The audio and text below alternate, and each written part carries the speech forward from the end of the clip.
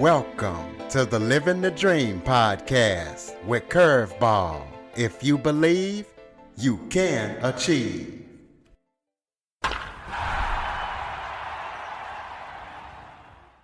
Welcome to the Living the Dream with Curveball podcast, a show where I interview guests that teach, motivate, and inspire. Today, I am joined by grief expert, author, and life transition coach, Ligia Houben. Ligia has 4 books focused on loss and healing, and she is the creator of the 11 Principles of Transformation. So we're going to be talking to her about grief and about her 11 principles and everything else that she's up to. So Ligia, thank you so much for joining me today. Thank you so much, Curtis. It is an honor to be in your program. Why don't you start off by telling everybody a little bit about yourself? Okay. My name is Ligia Houben. I am from Nicaragua. I live in Miami, Florida for a long time.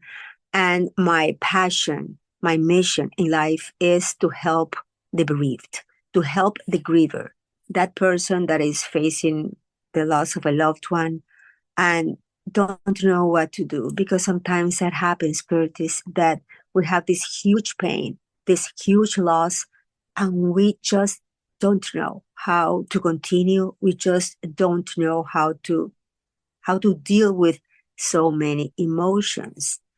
And the reason that I do what I do with so much love is because I had the experience of losing my father when I was 12 years old. I was living in Nicaragua, and it was a sudden death. So that's what inspired me to eventually study psychology and specialize in grief, become a thanatologist, which is the study of death and dying. And it is so close to my heart. That's why I say, that I do it with all my heart. Well, you definitely do. And I was just going to ask you about that thanatologist, but you answered that. So to start off, what is the biggest misconception of grief that people have that you hear when you meet with your clients? Thank you for that insightful question. The greatest challenge that my clients have and that people assume is that grief has a timeline. That, okay, we know when we start grieving. Well, actually, sometimes we start grieving before we lose our loved one, because maybe that person is going through an illness. So we start having a grief because we're losing that person the way we know them. And we may start experiencing what we call anticipatory grief. That is before the actual loss happens, the person, dies. So we start even before. So that is a huge misconception with a timeline. And for example, that after a certain time, you should be good by now. You should be feeling this way by now. You should be behaving this way by now. So the griever has a huge stress, has a huge challenge, because they say, well, my family, they don't allow me to grieve. They don't allow me to talk about my loved one, because they say that now it's been a year already. When we say like a year already, and it couldn't be farther from the truth, because our love doesn't have a timeline. Love is eternal. When we lose a loved one, love stays with us. So grief is an expression that we are missing that person that we love so much. So that's why it does not have a timeline. What happens with grief is that it moves. It's not static. It's at the beginning, it's, those acute expressions of grief when we feel that huge tsunami, that comes to us. And then we little by little start navigating the process. However, even after years that we have lost a loved one, suddenly maybe a special date, Curtis, or maybe we are driving and we hear a special song, and maybe we lost our loved one 10 years before, but that comes to our heart. It's like, and we remember and we long for that person. So that's why we say in my field, of grief, that grief is recurrent. Dr. Rosenblatt talks about that. It is recurrent. It happens from time to time. Well, you also are the creator of the 11 Principles of Transformation. So tell us what those principles are and why you decided to create them. Thank you. Because those principles are so close to my heart, are so sacred, and I'll tell you how they came to be. My first book, it's written to the memory of my father. It's called Transform Your Loss, Your Guide to Strength and Hope. And when I wrote that book, I talk about what losses are, because a loss is not only when we lose a loved one. We may go through divorce, a breakup. We may have loss of health, loss of hope, loss of a job, transitions that are painful. No, those are losses. So I talk about what losses are, and also I talk about the manifestations of grief, because it is not only emotionally, it is not only when we are sad or we may feel guilty, which is one of the most common emotions in grief, when we may be angry, all those emotions. So I talk about all that, how we express grief. We express it also physically, socially, emotionally, and spiritually. And then that book, Transform Your Loss, Your Guide to Strength and Hope, which is the first book, about grief, has 60 real stories of losses. Half of them, 30, are studies about the loss of a loved one. And the other ones, as I said, different losses, including the loss of a pet, an animal companion that is so strong as well. So, but when I had all those things put together, I was like, I want to give something to the reader. I want to give them tools to start, help them process that loss. And that's when I started writing the principles. Started writing, and then I stopped. And I counted them, and there were 11. And that touched my heart tremendously, because my father died on 11/11, November 11th, 1971. So I was so touched by that, because I didn't plan them. They just happened to be.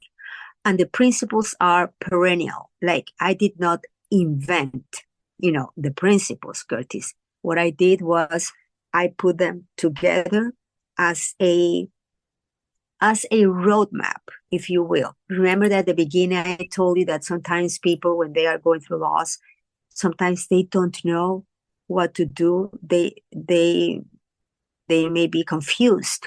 They may feel that it is so surreal, because it happened to me, and I'll tell you a little bit about that later. And so that's how they came to be. So I introduced the system, as I call it, the methodology, the roadmap. I introduced it in that book. So that was the beginning. And then those principles have evolved, not only being introduced in the book. I registered them as a trademark, and I offer them as seminars, workshops, to facilitate groups with them. And that works beautiful with the principles. I also offer it as an online program, and I have it in English and Spanish, because that's my native language, Spanish. So they are very close to me. And what touches my heart is that people who have come to the seminars, who know, about the principles, they attest that they help. Because there was this program that I did here in the United States. I traveled nationwide with an organization called PESI, PESI, that they provide continuing education credits for mental health professionals. So I traveled with them, And we were in more than 100 cities here. It was nationwide. And each time that I presented, it was a seminar, Transforming Grief and Loss. And the seminar was based on the principles. So these mental health professionals, they have used them with their clients. And I have received, emails and comments that how they are helping their clients. So for me, Curtis, that means the world to me. Absolutely. And congratulations on that. I thank you. Yeah. Can you go through the stages of grief for the listeners? For the principles, you mean? No, the stages of grief. Oh, the stages of grief. Well, when we talk about denial and the stages of grief, very well known and famous because Elizabeth Kubler-Ross, she introduced them. And the thing is that in my field, we have come to realize, because she even said it herself, that the stages were not supposed to be linear, like how people have taken them, and were not supposed, not everybody experiences the different stages.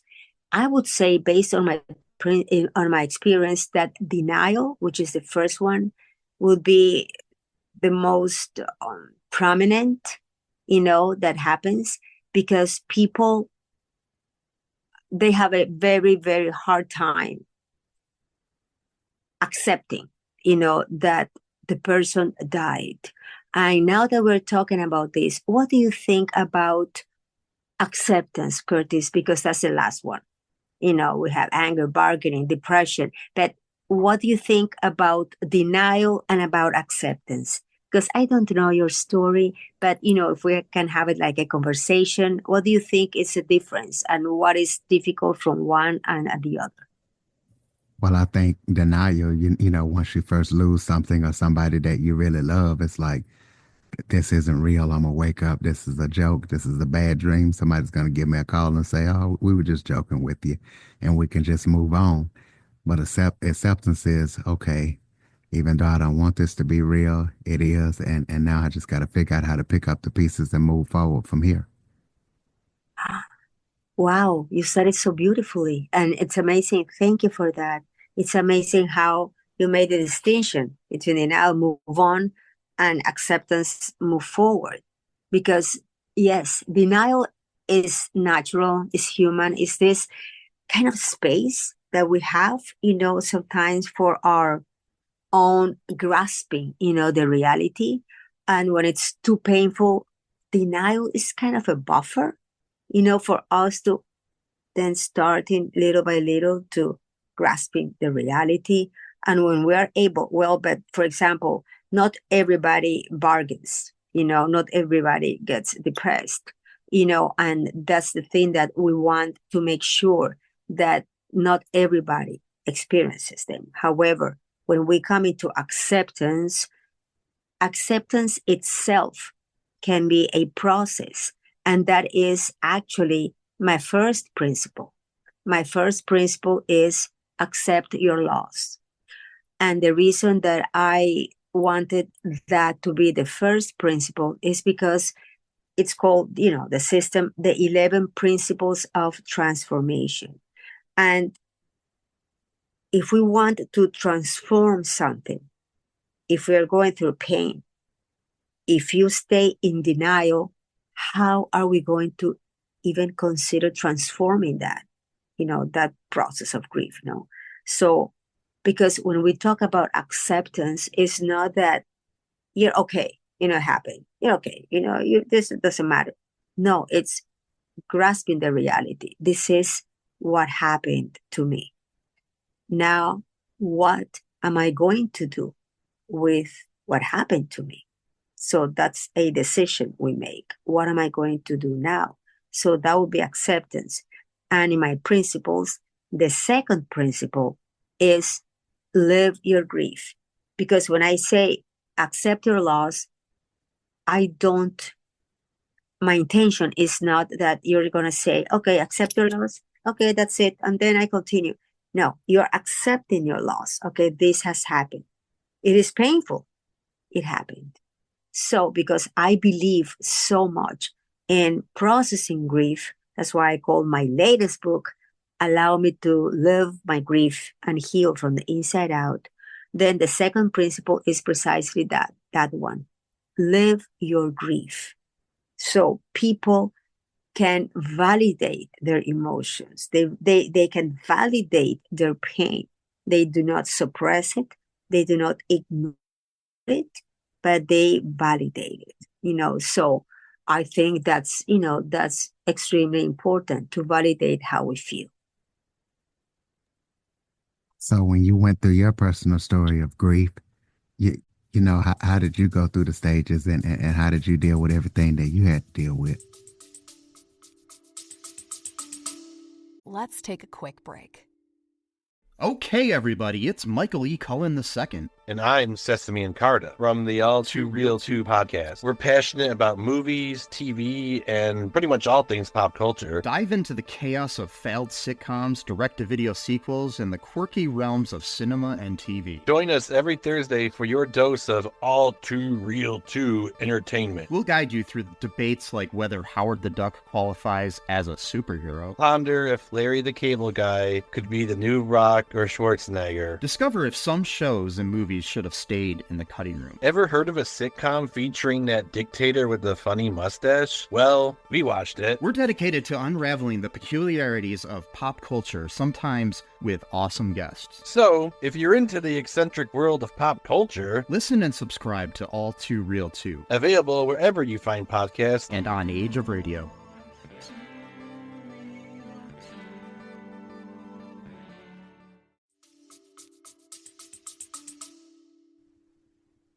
Well, yes, when I dealt with my father's death, which was my most significant when I was young, when I was a child, because I experienced the loss of my beloved centenarian mother almost 5 years ago.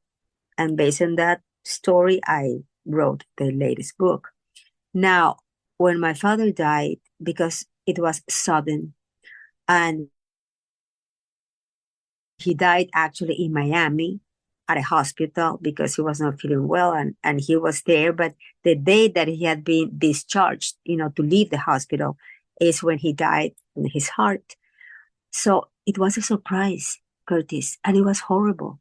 It was really painful. So yes, denial, I remember of the denial of, I cannot believe it. He's leaving the hospital today. Because in my case, I was in school, and I talk about my story in the book Transform Your Loss, because I told you it has 60 stories. One of them is mine. And I was in school. I was in a Catholic school and religious school with the nuns, and Mother Superior gave me the news, that my father had died. And I remember telling her, cannot be. He's being discharged today from the hospital. But then, she told me that it had happened. So I experienced denial. And none of the rest, not bargaining, not anger, no depression. I was sad, but not depressed. And at the end, of course, acceptance, yeah. But again, it's because not everybody experienced the stages, no? So, but that's what happened back then. Now, with my mother's loss, which was recent, I was able, not on purpose, not saying, okay, I'm going to apply principle 1, now principle 2. No, it's just that they live in me. So when I experienced her loss, which was very painful as well, because we were very close. She was my father and mother for 48 years. It was really painful. Still, I was able, I have been able, because, as we talk about grief, I have been able to navigate it from a place of peace, from a place of love.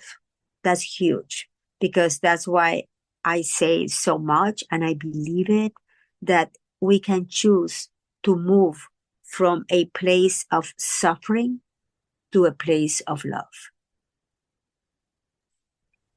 Okay, well, tell the listeners about any upcoming projects that you're working on that people need to be aware of. Thank you. Well, as I said, I have my online program in English and Spanish, and right now is self-paced.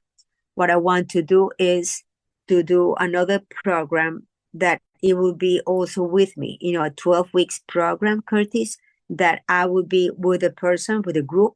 It will be like, the platform, the self-paced is there included, and it will be kind of like a group coaching people going through the process for 12 weeks. So that is something that I have for this year. And I also want to eventually a little bit, maybe towards the end of the year or maybe next year to train people, to use, to certify them under the umbrella of the 11 principles so they can also use them with their clients. So I am creating this platform. Also, I want to create an online program for the book, Allow Me to Live My Grief and Heal from the Inside Out.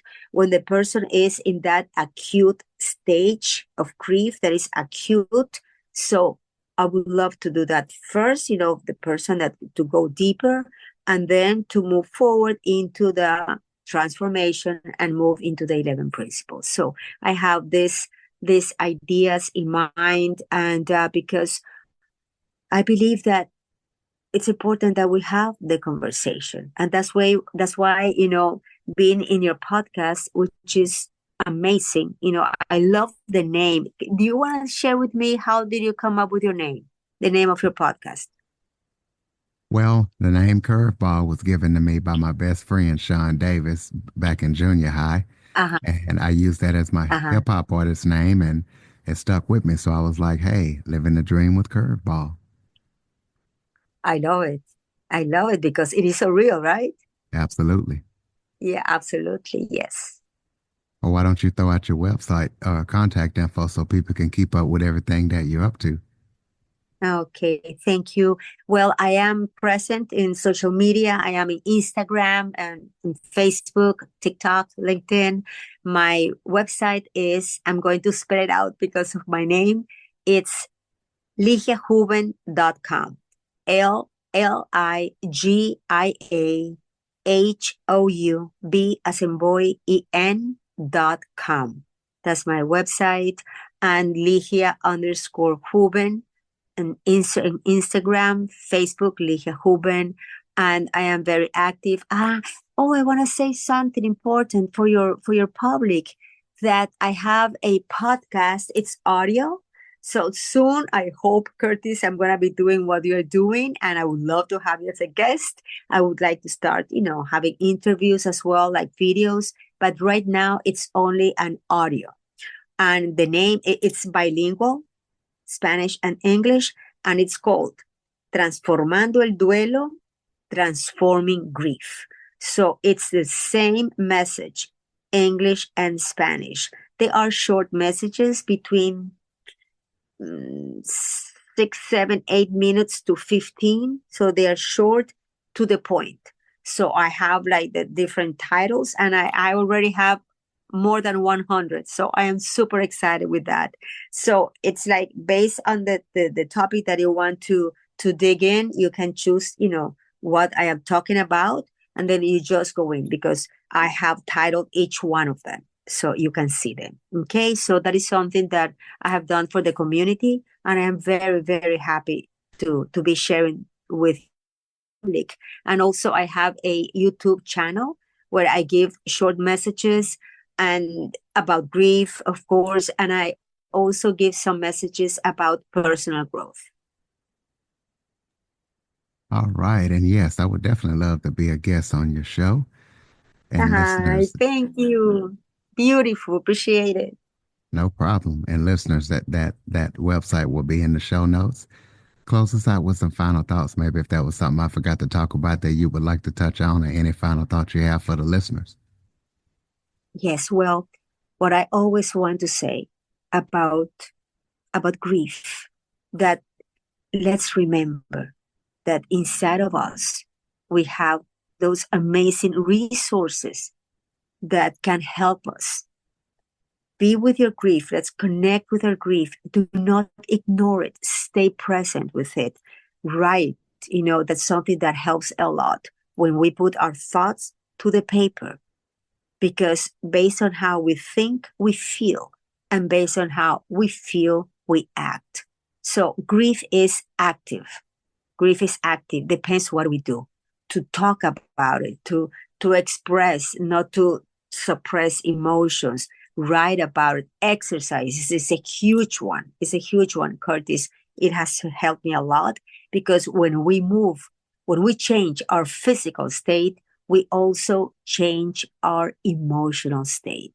So always remember that you can do something about your grief, your loss, and always keep in mind, you can choose to move from a place of suffering to a place of honoring with love.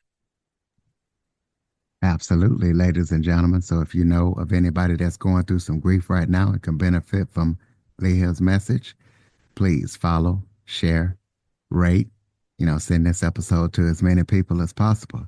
LigiaHouben.com, the website to visit, to check out her books and everything that she's up to. I'll put that in the show notes. www.curveball337.com is the place to go to keep up with everything Living the Dream with Curveball.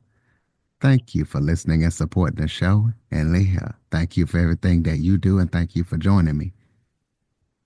Thank you, Curtis. For more information on the Living the Dream with Curveball podcast, visit www.curveball337.com. Until next time, keep living the dream.